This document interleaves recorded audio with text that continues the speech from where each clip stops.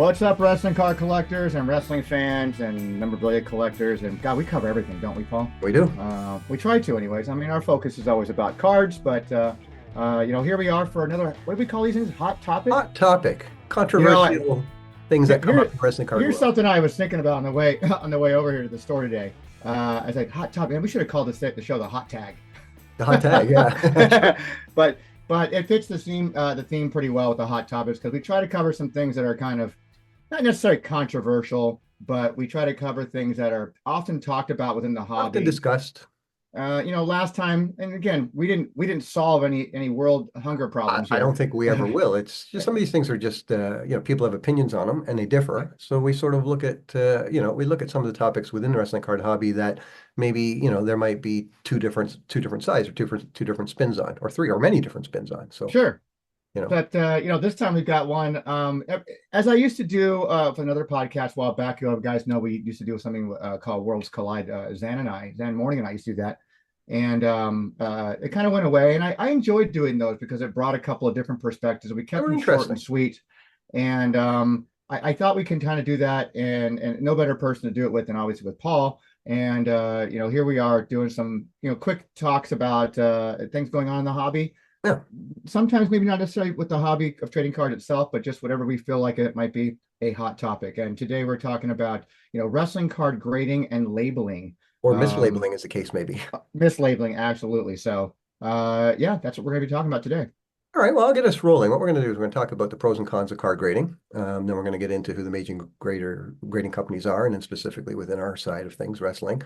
Sure. Then we'll get into the fun stuff, the controversies, inconsistencies, inaccurate labels, free structures, card grade versus auto grade, looks, all that stuff.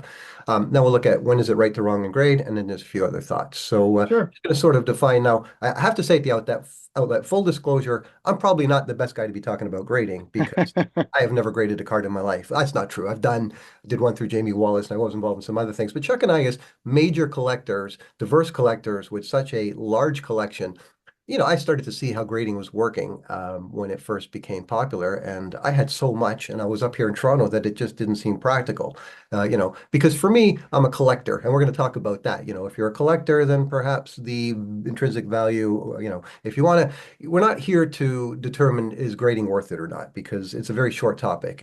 Yes, get your cards graded if you want the most money. We're done. We can go home now.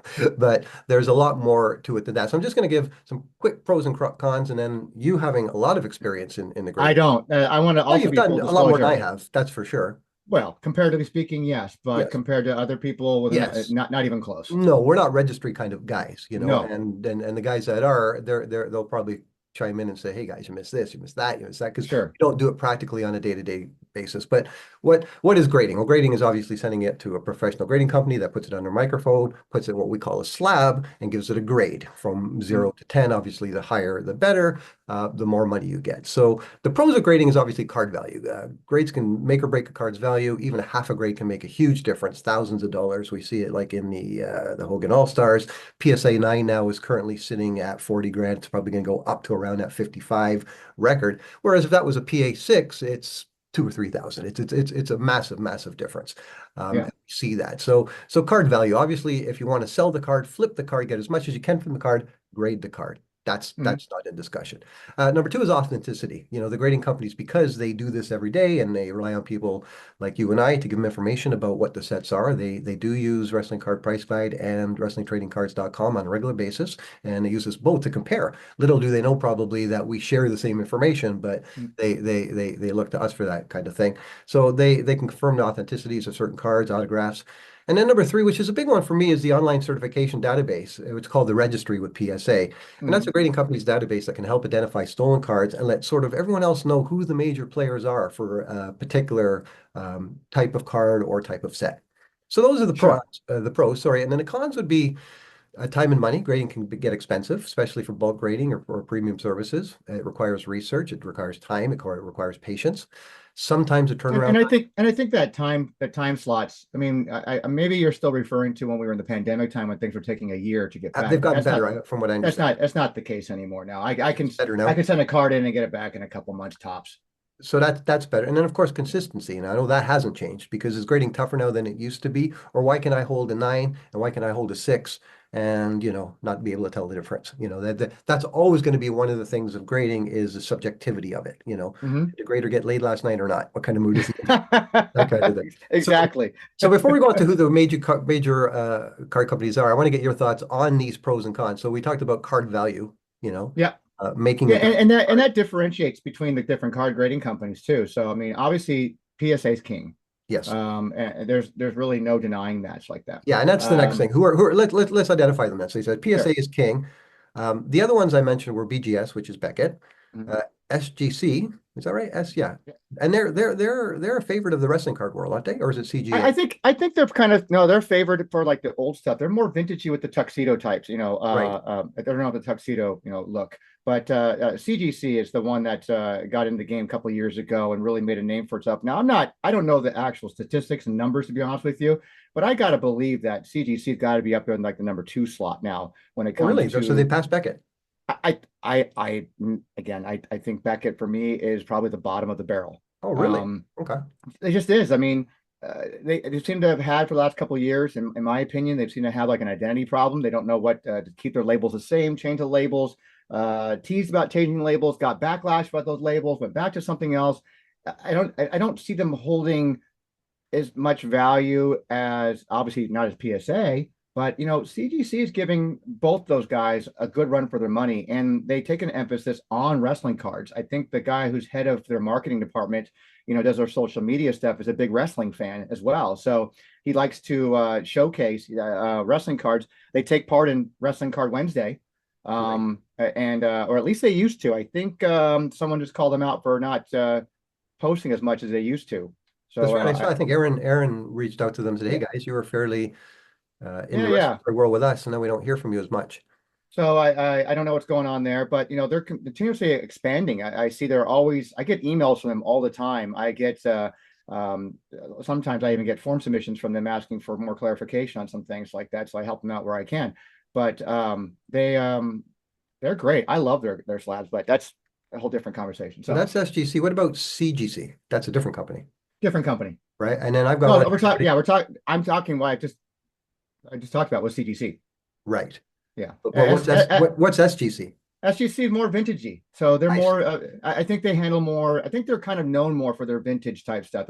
They do a lot of like, and again, correct me, I'm not the expert on this.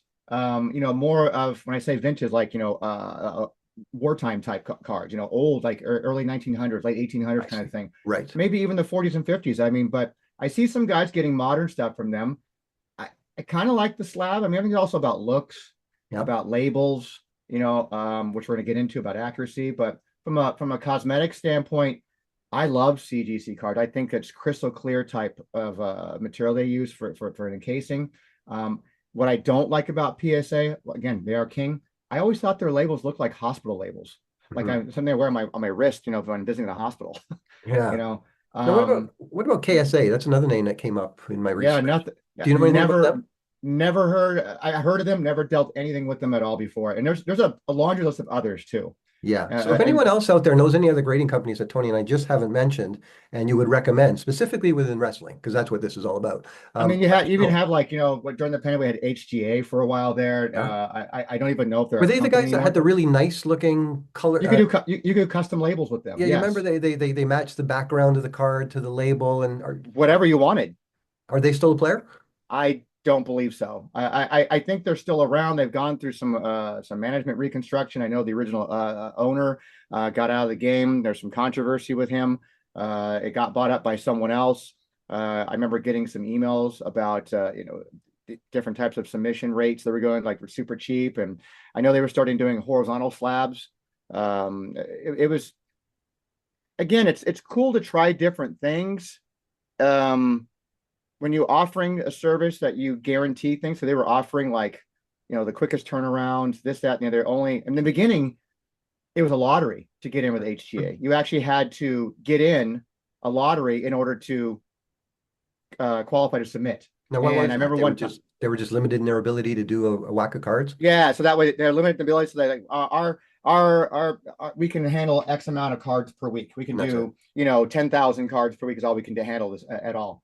And so they were limiting that so that way they would never be backlogged. But then they got backlogged. and then that went away, and all of a sudden it became just like everybody else coming out of the pandemic. Just we're a couple, Yeah. tens of thousands of cards behind schedule. Right.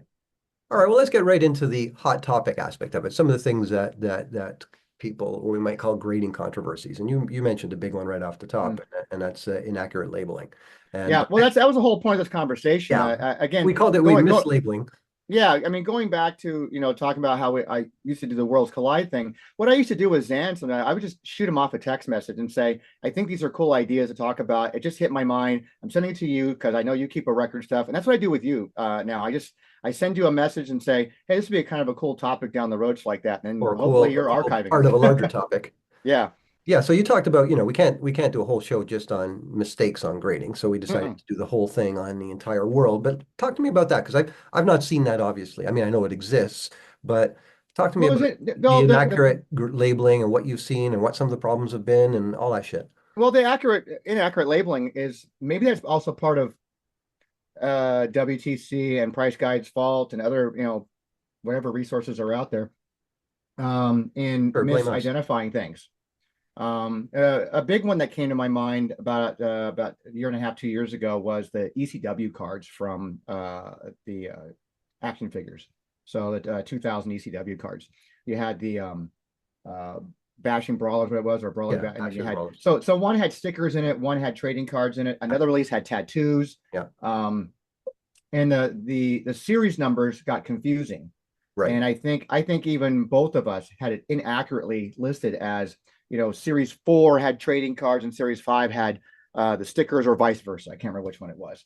And then come to realize, checking things like the Wrestling Fig database, which is very detail oriented for that hobby, and finding out, oh shit, we had them reversed the wrong way. right. So grading companies, as we knew were using our sites, Mhm. turned around and graded them as we listed them and said, oh, nope, so sorry, that's not correct. You can't, that's the wrong, it's mislabeled, but that's kind of our fault. But Right. on the other And we side, should we say at see, the outset that sometimes if you come to both of our sites and you see it wrong on one, you're usually going to see it wrong on both because what we do correct. is we share information. If I find something that I've discovered, I let you know when it gets updated.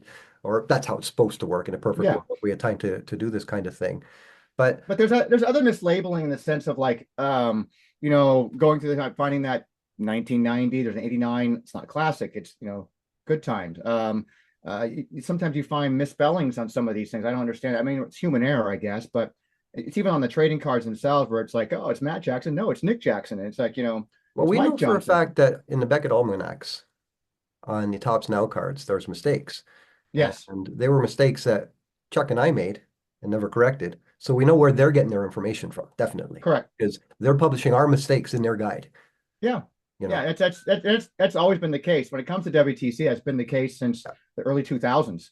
I mean, they were literally lifting stuff And before it was that's what WTC, it Chuck was and I Palm used to do Collect. in the early days when Porto was doing, Porto would get the Fleer checklist and print it. But quite often things wouldn't get made. There'd be a different card not mentioned. And what we would do is in the real world, we would look at that and say, oh, hey, Dave, check this out. This card doesn't exist. Or this set of inserts, even though it's on the sell sheet and you see a picture of it, was never made. Well, to be accurate about that, the checklists themselves came from me. I Right. would send them to David, and then David would get those put up there, and then he Okay, would well, wherever maintain they them. came from, because back Yeah, then, nowadays we get them from the manufacturer. We get an Excel spreadsheet that goes out to everybody at the same time. So it goes to but David that's Adams and it goes. also but that's also where we got the information back in the Fleer days too. So that's what came. But that quite That's often what came direct from was the often wrong. manufacturer. It was often Yes. wrong, often incomplete. Sell sheets would often show series and or cards that weren't the picture card that never got made, right? Hmm. And for us, that's where a lot of that information, it was getting into the real world, buying the cards, putting them into binder, and realizing, okay, these haven't been made. So that's where the source. That's why when you say that Yes. sometimes we're at fault, I can understand why, right? I mean, So how a company like that PSA would creates get the information wrong from us. that's where it creates the mislabeling on some cases too. But it happens. But What about just regular the, mistakes? Do they make spelling mistakes? You ever catch things? Do you ever see things that are just wrong? I've nothing comes to my mind off the top of my head. I'm sure it probably has, letter in the wrong place kind of thing. Right. But that's just Because we make mistakes. We type common. stuff Yeah, out, and all it yeah, takes is a mistype, and that's yep, it. It's there yeah. until we fix it. Well, the biggest thing for me, and the reason why I said at the outset, I haven't graded just because one, I'm up here north of the border. Two, I would have too many cards. Where do I start? And three, the most Mhm. important. never intending to sell. It's Yeah. that sort of collector versus flip mentality. But the thing that bothers me the most is the inconsistency. How a nine Yep. can be a seven, how an eight can be a six, how Beckett's 9.5 is the equivalent of a PSA 9, and on it goes. And a lot of times you look at centering, you look at color. Like for example, Sure. I sent Peck my Hogan for fun, and I said, "What do you make of this?" He said, "Oh, it's a solid six, right?" And to me, that six could be an eight, it could be a five, based on real world examples, and Sure. that's what's kind of annoying to me is that as scientific as a process as it should be, obviously there's a lot of subjectivity involved, But right? it's not. It's not scientific at all. No, it's It's not. just It should be though. it's done by here. And that was the thing about Well, HGA was that they got machines and stuff to look at the yeah. cards and Well, zoom in and that was the thing about HGA is that they talked about having the complete AI microscope. element and and it's supposed to like be generated and graded by a computer, basically, not so much and then double checked But by a human eye. don't you agree, Tony, that there should be consistency? Of course, there should be Right. Especially consistency, within a but company. I'm not saying within one company to the other because people have different standards. But if I'm PSA and this is the standard we hold and this is how we grade a certain card, that card should be graded the same way every time. And it's not. You know what I it's mean? not. No, We know that centering sometimes, like I've seen nines with print hickeys on them. I'm like, well, fuck, what's this? This is a but that's my point of the example of what HGA faulty was card. doing. Yeah. HGA was doing the whole AI type of stuff. Like we're taking the inconsistency out of the equation here by putting this through AI and having AI, grade it on a consistent basis based on the parameters we put And into yet the they're gone system. now. And that they're gone now. So Yeah. people are like, I don't. You guys are a little too strict. I want more of the human eye so I can pay someone off. Well, I want it to be accurate. Strict, Of course, you shouldn't be strict. It should be completely objective. Like you shouldn't need to be strict. You shouldn't need to be loose. It is what it is. It should be like an yeah, X-ray. You see what you see.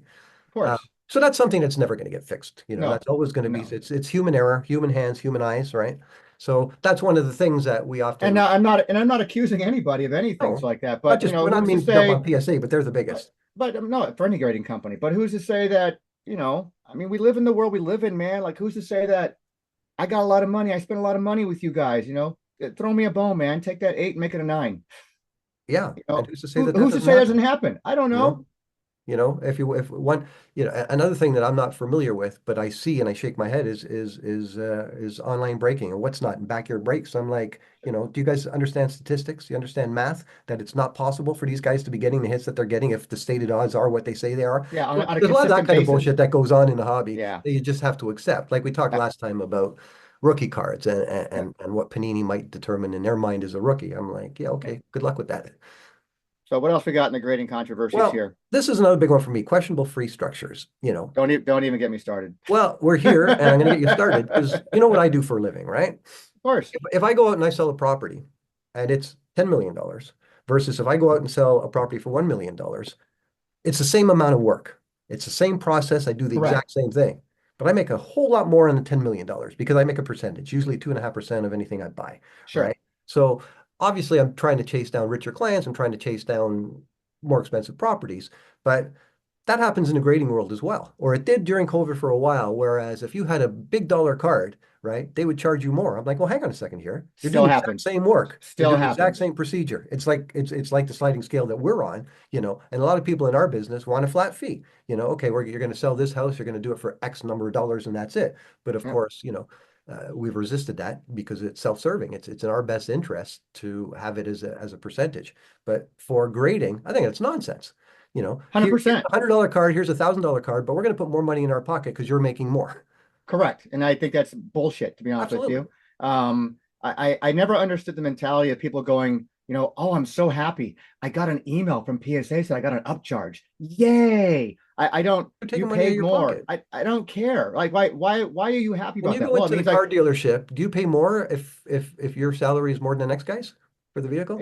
it's ridiculous. I get it. I totally understand Yeah, the logic here. But I think it's stupid that you're doing the same amount of work like that my 10 got as you did with my 5 got, correct. and it doesn't make any sense. I would never be happy about getting an email saying that I've been upcharged. I'd be pissed The off. notion of an upcharge because if the card is more valuable is nonsense. I get, here's the part though, the argument on the other side is that, well, because it's more valuable, now we have to increase the insurance amount when we ship it back to you. Well, that's on you then, dude. I'll pay the insurance cover. Yeah.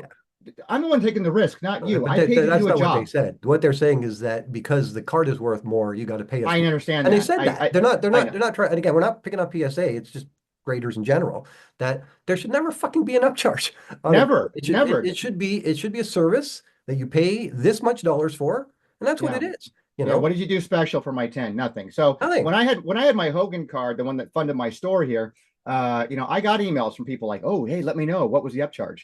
And I'm like, I didn't tell anybody because you know what? There was no upcharge. I didn't get upcharged. Nor should have been. Um, Now you have a relationship nor with should I have been Heritage. because I would have been pissed if I got an upcharge. Yeah, but that was going on, especially during COVID, right? It still Even when goes we went to on. the National the first year, we had that conversation because I was talking to one of the guys who won the booth about that, and he was talking about that sliding scale. And I don't do it, so I shouldn't say nothing about it, right? But But you know what? Here's the it's a thing too, is questionable like, business practice if you ask me.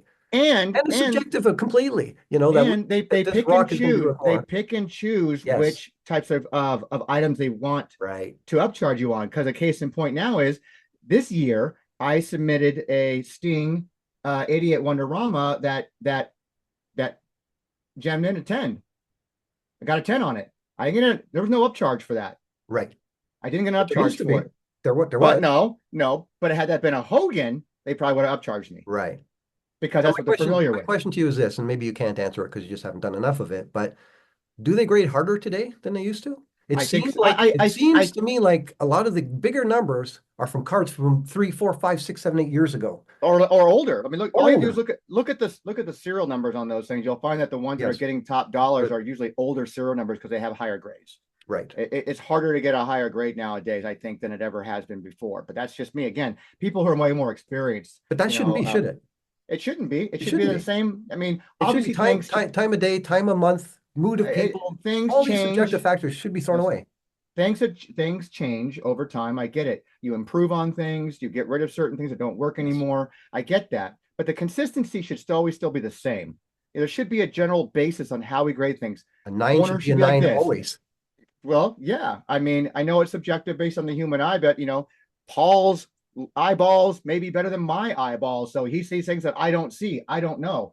Maybe it's time to get rid of Tony because he doesn't have Yeah, good but eyeballs anymore. I trust your eyeballs. I just want your eyeballs to be consistent. So, Well, what you call a nine today, you're going to call a nine 3 weeks from now, right? And it hopefully, has nothing right? to do with who's on the card, the name of the card, and everything to do with the physical well-being and character of the card. Is it centered? Is it creased? Is it blurry? Whatever it might be. Yeah, I hear you. So that's probably my biggest thing. And then the last thing I want to talk about before we go as to when is it right and wrong to grade is card grade versus auto grade because there's confusion on that sometimes. People will see the grade of the card being one thing, and then there'll be an auto being another, and then there's confusion as to where does this sit in the grand scheme of high value, low value? It's a confusing thing too. I think it depends on who it is as well. Like a signed Hogan Wrestling All Stars, that's a 6 on the actual grading of the card and gets a 10 because of the signature itself. It's going to hold value no matter what. I mean, some of Sure. these guys, the way they sign, the ink kind of goes off the card, or the ink wasn't solid enough. It's got maybe some streak issues. Like I'm not an expert in the autographs either, it's like that. So, I mean, But it's almost it's like if someone does it real nice and you can clearly see what their name is, they're going to get a better autograph than if they do their actual autograph. You know what I mean? Ryan and I have had conversations recently because we've been doing some independent stuff here in Arizona where we got some of these guys. We're trying to teach these guys, these independent wrestling guys, the art of how to sign merchandise properly because most of them are just like real fast, and it's Well, just we know like why, it's because they're smeared. given a pallet load of shit to sign, and it's like No, that. So well, fast. in the card games like that, obviously. But some of these guys are trying to teach them when I'm bringing my own personal item to get signed. I'm going to bring you a Wrestling All Stars. I want you to take your time, handle it with care, sign it where I You're want going you to to charge sign it me in the color I 300 want. bucks for it? Then take Yeah, more you than two better. seconds. Can you take 6, 7 seconds instead of two before you put the 400 bucks in your How pocket? about you just if I'm going to pay you $300, how about you sign it the way I ask you to do it? Yeah, Period.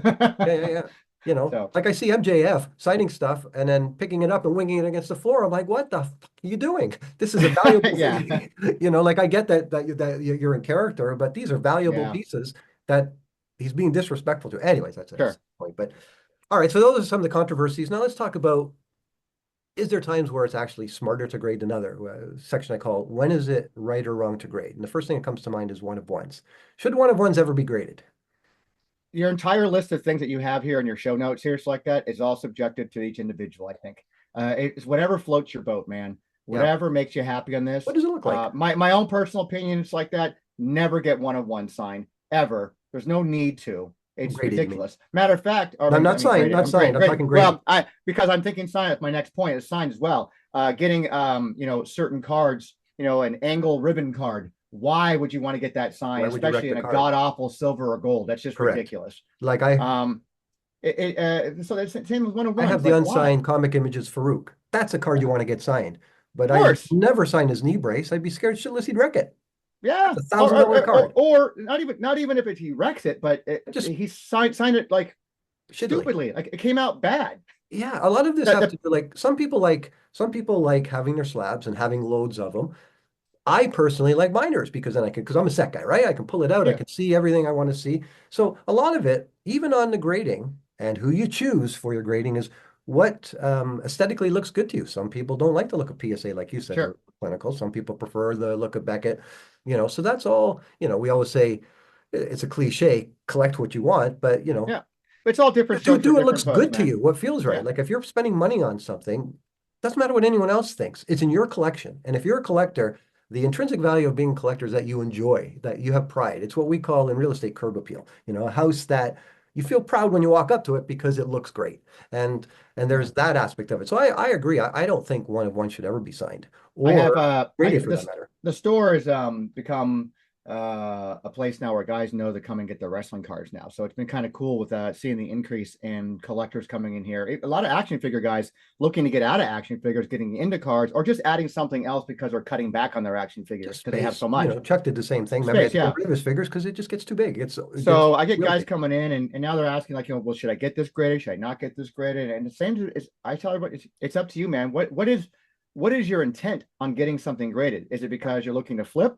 Well, not necessarily, no, but I also want to make sure it has, some value down the road. And it's like, well, it's whatever you want to get done. You can get something slab just to preserve it and keep it safe. I mean, they Yeah. make But they you make know they make what? home kits. Yeah, they have home Binder kits where you pages can do work that. just as well. You know what I mean?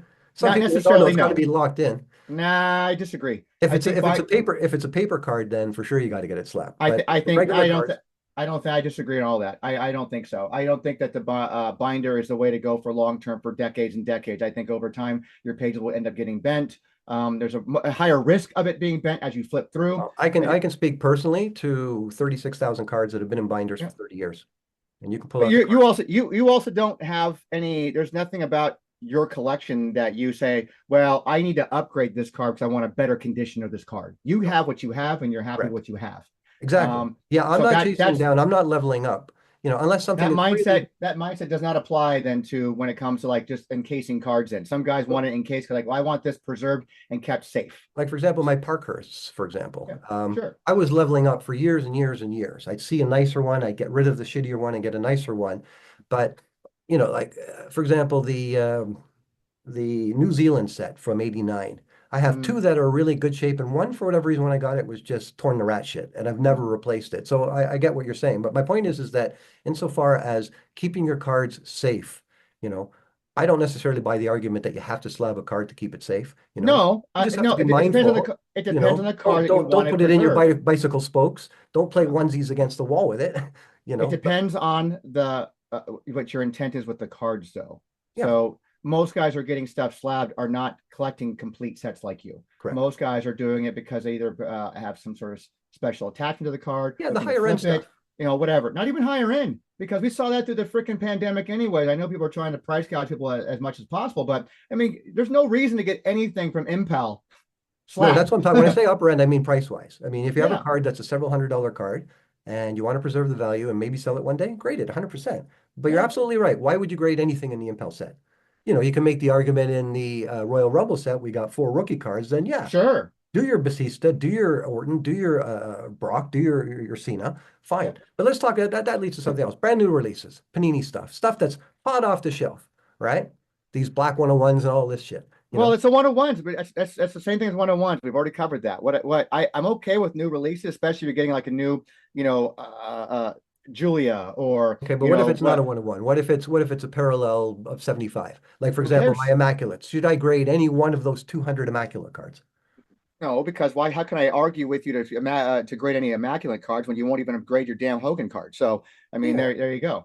Well, that's me But personally though. That's because yeah, where do I got put into a position where I had to sort of draw my line in the sand and well, stick. some guys are Just going in to get stuff general, graded just because they're speculating. So, you what know what? what if you get a brand new card, right? Fresh out the pack, and you grade it and it comes into the seven? Shouldn't everything new, unless it was crunched, shouldn't everything grade high, You would right? think so, right? I mean, Mint out of a pack should be a 10. I think You what's get a funny is 9. that guys who sent in the Danbury Mint cards that are all sealed, Yeah. crack them, send them in to get You graded, get they at come least back through an the thing. eight. Yeah, yeah, yeah, yeah. Yeah, no, I've seen How is that that before too. possible? Yeah.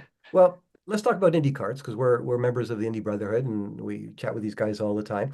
What about grading indie stuff? Only the Why high end, not? the MJF stuff. What makes indie cards any different than any of the other cards, man? They're Well, cards are because there's no cards, rookie and cards in there just for appearances, from what we understand. But so yeah, I'm asking because some people don't think it's worth it to do. it fits the same. Well, that's people who don't collect indie cards in. But what about non-traditional cards like postcards, paper magazine? Like for me, that's what legitimates a paper magazine card. The fact that you put in a slab now makes it something that kind of seems like a card. If you take one of those I old could put a wrestling movies, condom wrapper in a slab probably, and it doesn't make it a card. we consider those cards, right? I understand that. I I don't like know. it. I agree with you, Yeah. but I was kicking and screaming. Why are we counting You paper know, magazine the cards that are argument cut recently of out? like business cards should be considered trading cards. Huh? No, they're not. What about phone cards? Everything made What about out of Visa a cards? everything's made from a tree Plastic. doesn't get made out of a card. I mean, it's just But it's some ridiculous. people do grade this shit. Of course, they can grade anything. I can Yeah. grade graded cards. Right. But this is that's what I'm getting to is that these grading companies, it's not just cards, you know. You want to grade a condom, you made the joke. Yeah, That's not a joke. If I I send in know. an MJF used condom, they're going to grade it. Of course they will. If there's money to be made, they're going to do it. Yeah. And again, we It's touched on this before. I just want to get it before we wrap up. And again, we like to keep these a little shorter. The investor versus the collector mentality. And we've talked about that in other ways of looking sure, at the hobby, but it really comes to a forefront when you talk about grading because sure. the investor grades, the collector may grade. Well, and there's flips to both sides. There's the far, one side investor, the other side collector, and that's all they do. And there's people in the middle too. Like, you know what? I dabble here and there. Some I'm here, looking some to there. I'm looking to probably get some of these graded. I don't collect this person, but I I'm think sure if I there's grade lots it, of I can get guys a that higher. have a very meaty collection of both graded and non-graded cards. They have their slabs, they have their binders, they have Sure, shoe boxes, they have whatever. But it's an interesting topic because people do things differently, and some of the thoughts that we've just put forth here, people might not agree with. They might say, "Oh no, guys, you're off the mark on that. Here's why you should be doing this, and here's why grading is great, and here's well, what." that's their how they collect and how they run wild in the hobby. Yeah, That's what they want to do. Again, people who like crack open product and like, you know what, I'm going to get this graded. I don't collect this person, but I'm going to get it graded so I can flip it to go out yeah, and get something I want for myself because I necessarily don't keep fair my enough. stuff graded. I like to have my stuff raw, but I know grading is going to increase my value, so I'll Yep. go ahead. I mean, there's a lot of different ways to do that. Just like And collecting, again, there's yeah, just no you wrong said with it. it, you do what you like the look of, Sure. you like your cards graded, you like it in plastic, great. You don't, then don't do it. You don't want to spend the extra money, don't do it. If you don't like the inconsistencies of grading, then don't do it. And It's, again, if you're looking for we're something not, we're not, to preserve 100% it yourself, makes sense to grade for value, and if that's you're not looking to dispute. if you're looking to preserve yourself, preserve your cards, they actually make homemade kits. You can do it yourself. Oh, really? Yeah, you can get your own slabs and slab them yourself. You can print out your own little labels on your printer at home. Oh, You that's can put them cool. in a slab, and there's no grade. Obviously, it's just your own kit. You can make your own. Why don't you grade it yourself? Give yourself a whole Yeah, whack of tens. there you go. Next thing you know, I was like, I've got 10,000 cards around here with my Tony Vela grading system. I guess I'm going to start my own company. Why not? So before we wrap it up, a couple more things. Bulk submissions, let's talk about Yep. that. People that Well, I mean, some I've guys never gone. specialize in aggregating other people's cards and doing that for them. I got a guy here because I don't submit directly for myself. I had an account with PSA. I let it run its course and went out. So I don't have an account with them anymore per se. I haven't, to join whatever kind of service they have. But I got a guy comes in here. He's heavily into grading cards, and so when he's looking for, hey, I'm like 5, 6 cards short of my next submission, which is like usually a minimum of 20 cards. You have anything you want to send in? I said, yeah, I'll send this and that in. And then that's how I sent that Sting card in. Got that. Wasn't expecting a 10. But yeah, I've never done a bulk submission with someone. I think I did it with Caleb once for a CGC and got all those Hollywood J's. As far as I know, I'm the only one that has Hollywood J's graded. Right. um, and so I just kind of throw my stuff in every once in a while, but I've never gone with a company that does like hundreds or thousands of submissions at a time. Let me just Um, say on that point, because I'm up here in Toronto, it's different. If you're in the United States, you have all these options. But unfortunately, mhm, here we don't have anybody up here, although PSA apparently has opened up some sort of operation in Halifax, which is okay. odd that they wouldn't come to Toronto or Montreal or Vancouver.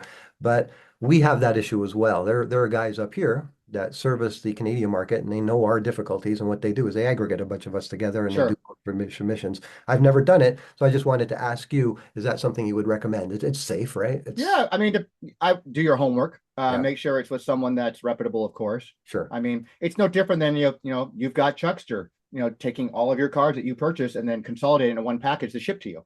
Yeah, yeah. Like right It's now, the Canada same. Post is on strike, so I couldn't get a wrestling Yeah, card to me if I wanted to, yeah, right? So yet again, God bless Chuckster for yeah, being my ComC for, yeah. you know, Basically, he is. Yes, well, just like I 100%. keep my Rack's roast beef cards at your place, Yeah, right? yeah. Yeah, people say you got the Racks. Yeah, it's at Tony's shop. It's at Tony's shop, exactly. Yeah. Um, Chuck looks after stuff when we have a postal strike. But anyways, yeah, last thing is advice for people getting started, because again, you're the man when it I'm not the man. helping collectors. I'm going to preference that. And in this conversation, I probably would be, but in the grand scheme of things, I am a tiny little peon in this thing. But I got involved in it because I actually reached out to the expert guys when I was looking to submit my Hogan card from the Cosmos card, and so I never submitted before, so it seemed scary because Right. there's a lot of steps you have to follow. And I think each company is the same. And the same, I'm assuming, with PSA, you have to be very precise. They want you to fill out the form. You have to put it in the exact order in which you've Yeah. listed it on the I form. remember you explaining that to me at the national, how you Otherwise, do it. they charge you a service fee for taking the card you had in the number 9 slot and the number 8 slot and switching it. They'll Right, right, charge you for right. that. It's like up here ejecting a tenant. If you don't serve the tenant on the exact right form, exact right way, then it blows up and you have to start from You scratch. can And start from scratch again. it doesn't. Yep. And Uh, so it happens. And so it can be nerve wracking if you're doing it to yourself. Reach out to people that who've submitted a lot. There's a yeah, lot of and people in and this and hobby. and we'll end on that. But I want to mention some of these people because the wrestling card hobby owes a debt of gratitude to the Rob Englands and the David Pecks and the guys that were there early. England in particular, he broke a lot of ground in the grading world by getting the first of many different things graded. And of course, we talked about the registry. That's become a competitive thing where guys like Uncle Danny and Graben and all these heavy hitters can Mm-hmm. and keep the spirit of competition alive. Ted Yeah, rules the wrestling all-stars world, and he's had 10 years of doing it. But that's a lot of work longer. that he's put into to solidify or encapsulate the value of collection by doing grading. So Sure, these guys that sort of the early guys in our hobby, most of them vintage guys, because those are the cards that were being sent. We thank them for sort of opening the door, if you will, or being the first ones that kind of paved the way, if you will, for that sure. thing. Yep. Any other thoughts, my brother? No, it's just again, we're not solving anything here. We're No, just we just want to talk about the things that come up that might have different slants on them or may have different ways of looking at it. Again, I choose not to do it, yeah. but I understand completely the value of it. And And I don't collect by grading either. It's like that. I get grading things graded to hopefully sell. That's it. yeah, and if you're doing that, then by all means, go out there and grade, find a company that you like, talk to other people within the hobby. All the information is out there, guys, and Yeah. And if you're one of those guys who does a lot of grades like that, make sure you comment on this and give some of your advice, some of yeah, your tips. please. Like how would you go about deciding what should be graded, what shouldn't be graded, what And with companies you whom like and how. using. How do you feel about the upcharges? How do you feel about the inconsistency sometimes when it comes to the grading side? I want to hear it all from everybody. So that's Yeah, and the I whole want part to of thank these now. everybody Yeah. on the last show that we did about the rookie and first appearance. We did get quite a bit of reaction from that, and that's great. That's Mm. what we want. We Yeah. want you guys to chat about it on Twitter, on Insta, or whatever. Again, we don't solve anything, but they're interesting sort of aspects of our hobby. Yeah, it's nice to get some nuggets of information out there because a lot of people still try to get into the hobby looking for information and they see something like that. Oh, what is a rookie? Oh, that's interesting conversation. What should I get this graded? Oh, that's interesting company. So it helps other people. Just know that when you're engaging in these conversations, whether you're strong about one end and not so much the other, it's actually probably helping somebody out there to get Yeah, better information about how to get involved. Yeah, and take everything we Yeah, say with a grain of salt. We're yeah, just yeah. two old guys that have been around these parts for a long time. We have an idea of how Couple things weeks, work, couple weeks. and we love doing this. We like talking wrestling cards. Yeah. It's just So, our thing, so. well, we'll get another episode up here pretty soon, guys. We're gonna be a little more consistent on these Yeah, and there are a things, and few other housekeeping notes. We're getting close to the end of the year, so we're going to have our Christmas 3 count episode with yeah, special guest Chuckster. of I'm going to course. be doing a top 10 card sales of the year, and of course, you and I are going to be back with our 3 count wrap up, our quarterly Yep. for October, November, December, and then we'll be back with more of these probably in the new Yep. year. And again, if there's any topics or anything, any facet of the wrestling card world that you're not sure of or might be controversial or subject to interpretation, obviously Tops is coming. We're going to Yeah. say goodbye to Panini. I got a Yep. lot to say about goodbye to Panini when that time comes. So that's all going to be fun. Cool. Yeah. So let us know if there's any conversation you want us to engage in, like that. And we're always happy to hear from other people. So Nice seeing you, Tony. nice seeing you, sir. So,